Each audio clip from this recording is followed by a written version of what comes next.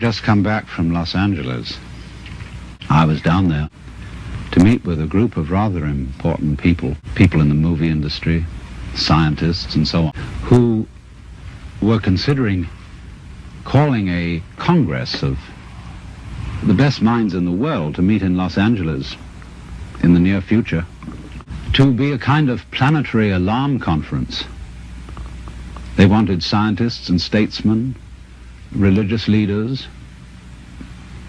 and do something to impress upon the world through all the media that we are in very serious danger of destroying the biosphere, that is to say, the whole envelope of living creatures which covers this planet, through pollution, overpopulation, nuclear fallout, poisoning of our food, and very lack of food. And we met to discuss the problem of organizing this conference, and here were all these brilliant people. And it came over us that we really didn't know what we ought to say. I mean, you can scream and create a state of panic, but that won't do any good. And when it came down to it, we didn't know what we ought to say because we really don't know what to do. Some things that we might do, for example, to increase the food supply with high-yield crops, may be ecological mistakes. And so the consensus of almost everybody at the meeting was that in some way or other, the human race has to learn how to leave the world alone and let what is called the natural homeostasis, that is the self-balancing process of nature, take care of the mess. Now, how are we going to do that? See, our problem is we don't really know how to stop. We've got something started and we see it's going in a wrong direction. And I think the difficulty is, to borrow an old Chinese saying, that when the wrong man uses the right means work in the wrong way. In other words, there's something wrong with the way we think. And while that is there, everything we do will be a mess. Now, what is it that's wrong?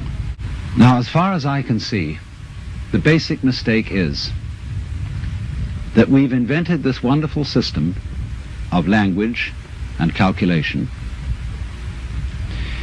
and that it is at once too simple to deal with the complexity of the world, and also we are liable to confuse that system of symbols with the world itself, just as we confuse, say, money with wealth. A lot of people are in business to make money instead of wealth. When they make the money, they don't know what to do with it.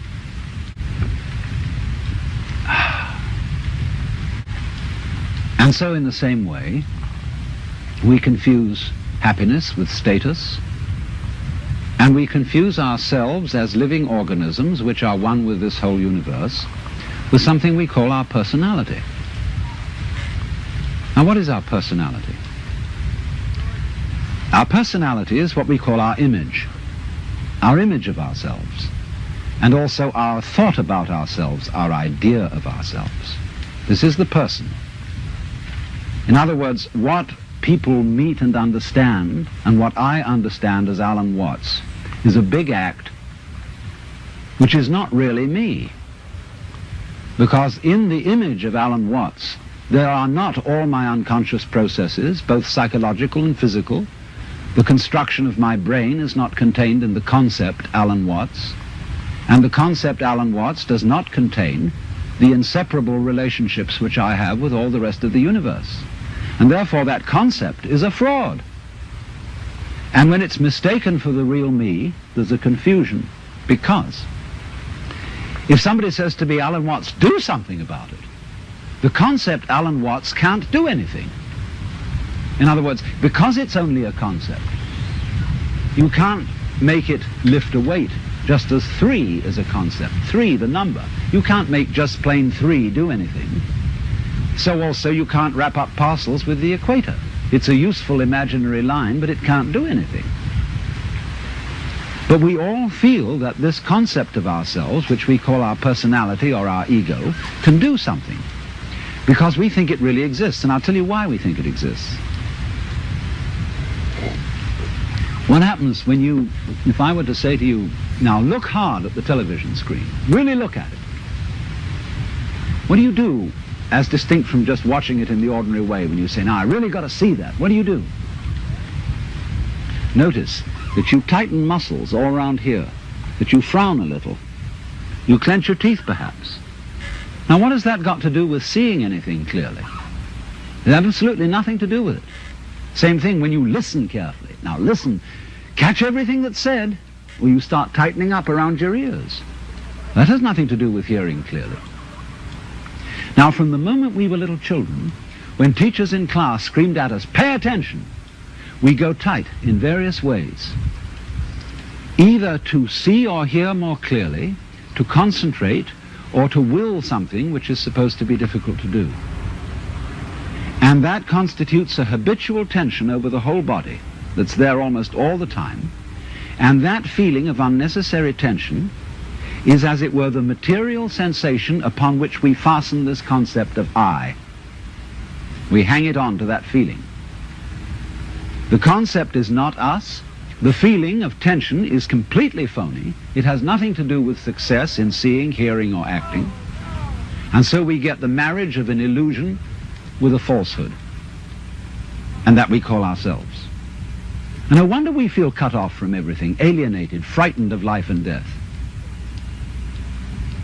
So what has to happen is we have to come back to a sane view of our own life, which is the way we really are, an organism functioning in terms of the whole environment, with the whole environment, instead of this funny little separate personality. But how are we going to do that? People say, oh, you can't change human nature overnight. You're asking us to give up the ego. And that's the most difficult of all things to do. Actually, it isn't, because the ego doesn't exist.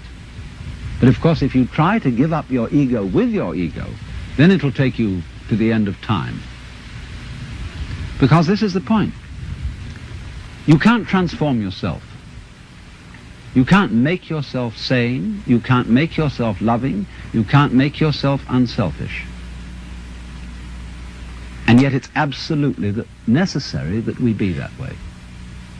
It's absolutely necessary.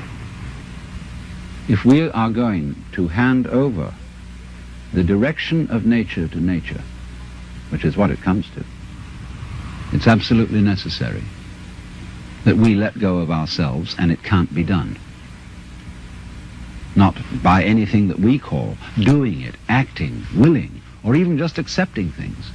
You can't do it. Why? Because you don't really exist as that kind of a separate ego or personality. It's just an idea based on a phony feeling. So when it comes down to it, it's shocking news for us, for the human race, for our pride. You're only making a mess by trying to put things straight. You're trying to straighten out a wiggly world, and no wonder you're in trouble. So you can't do anything. So you can't transform yourself. And what can you do? What happens then if you actually realize you've come to a dead end? And the human race has come to a dead end, in my opinion. What then? Commit suicide? Or is there something else? What happens when you just wait? There's nothing you can do. You watch. And all you see is what goes on that is happening of itself. You're breathing, the wind is blowing, the trees are waving, your blood is circulating, your nerves are tingling. It's all going on of itself. But you know, that's you. That's the real you. The you that goes on of itself. It's not the symbol. It's not the person. It's you that's happening, as when you breathe. Yes, you can get the feeling that I am breathing by shoving your breath, but your breath goes on day in and day out without your doing anything about it or even thinking of it. The same way your brain is functioning without your forcing it. So when you come to a dead end, and we are individually and socially now in 1971 at a dead end, This is the moment of which it is said man's extremity is God's opportunity. Because we have to stop. And when we stop, we find a world that is happening rather than being done, being shoved. And that happening, as distinct from doing, is our fundamental self. And our fundamental self is not something just inside the skin. It's everything around us with which we connect. When you look out of your eyes at nature happening out there, you're looking at you. I'm not going to say what we should do from then on, but simply that before we think of doing anything in this critical situation, we realize the completely illusory nature of the beings that we think we are, and get back again to the beings that we really are, which includes all this outside world, no longer left outside. It strikes me more and more that our failure to feel at home in this astonishing brain in which we live is the result of a basic initial mistake in our thinking about the world, and is in turn the cause of what is beginning to look like the failure of our technology, of the fact that everything we're doing to try to improve the world was a success in the short run, made amazing initial improvements, but in the long run we seem to be destroying the planet by our very efforts to control it and improve it. And it strikes me that that is because we are really too simple-minded to understand what we're doing when we interfere with the natural world strongly and on a vast scale. We don't really interfere with it because that would suggest that we were something different from it, something outside. But I think what we're doing is we are understanding it in terms of languages, numbers, in terms of a logic which is too simple for the job, too crude for the job. To begin with, we understand everything in terms of words or numbers, and they're stretched out in rows, in lines. And our eyes have to scan those lines in order to understand them. But when I scan this view, I don't do it line by line by line. I see the whole thing at once. I take it in with, as it were, a wide-angle lens. But when I try to understand the world through literature and through mathematics, I have to scan lines. You know, that's why it takes us so long to get educated in school, because our eyes have to scan and organize miles and miles of print. And that takes us 20 years or more to get through it. But life happens, changes go on too rapidly for that. Because you see, in the world, everything is happening all together everywhere at once. And meanwhile, we, with our myopic little minds, are working it out step by step. Of course, we are greatly assisted by the rapidity of the computer. But even so, the computer is still looking at things in rows as the magnetic tape goes through and is scanned by the computer. It's still all going along in a single track.